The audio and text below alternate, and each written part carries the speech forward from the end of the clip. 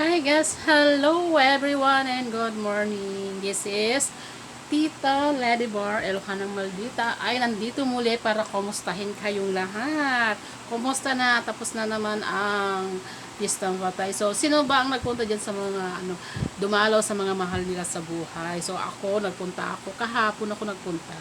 Kasi maraming tao sa cemetery. So, kahapon lang ako nakapunta guys. So, as of now, marami pa rin tao kahit na November 2 at saka traffic papunta sa may cemetery. So, as usual, nakapunta kami, hapon na kami nakapunta at nakapagpirik din ako syempre ng kandila sa mga mahal ko sa buhay, di ba? Nakakamiss.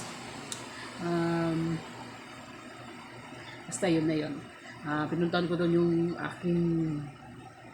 aking lolo na tatang. Tatang ang tawag ko kasi sa aking lolo. Tatang, yung auntie ko na mga mahal ko sa buhay yon, mga malalapit sa aking puso. Si tatang ko, yung auntie ko, saka yung anak ng kapatid ko na namatay na, yung pamangkin ko. Actually, bagong panganak yun. ah hindi siya nakasurvive. Tapos, syempre, yung pinakamamahal kong inang na nakasama ko ng matagal na panahon. So, yun, dinalaw ko rin, syempre. Sama-sama na sila doon. Tapos, syempre, yung kapatid ko kasi nga, sumakabilang buhay na rin yung kapatid ko. So, kasama na rin siya doon. So, nakakamiss. Basta yun na yun. Dinalaw ko sila.